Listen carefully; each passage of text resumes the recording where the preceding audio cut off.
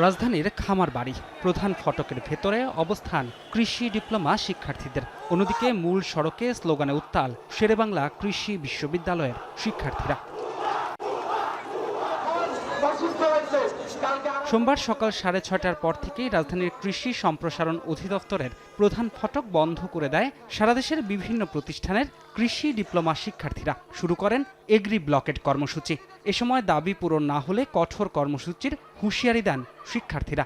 আমরা আজকে প্রায় 15 থেকে 16 দিন মাঠে অবস্থান করতেছি, তারা কোনো কিছুই আমাদেরকে জানায় না।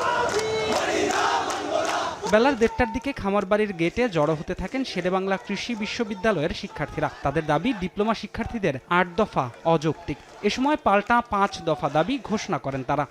2টার দিকে শেরেবাংলা কৃষি বিশ্ববিদ্যালয়ের শিক্ষার্থীরা খামারবাড়ির প্রধান ফটক দিয়ে ভেতরে ঢোকার চেষ্টা করেন। এ সময় পরিস্থিতি উত্তপ্ত হয়ে ওঠে, তবে পুলিশ ও সেনাবাহিনীর প্রচেষ্টায় তাদের শান্ত করা হয়। এরপর ঊর্ধ্বতন কর্মকর্তাদের আশ্বাসে কর্মসূচি প্রত্যাহার করে খামারবাড়ি ছাড়েন কৃষি ডিপ্লোমা শিক্ষার্থীরা। পরে 5 দফা দাবি অধিদপ্তরে জমা দেন শেরেবাংলা কৃষি বিশ্ববিদ্যালয়ের শিক্ষার্থীরাও। ধ্রুব ব্যানার্জি, সময় সংবাদ, ঢাকা।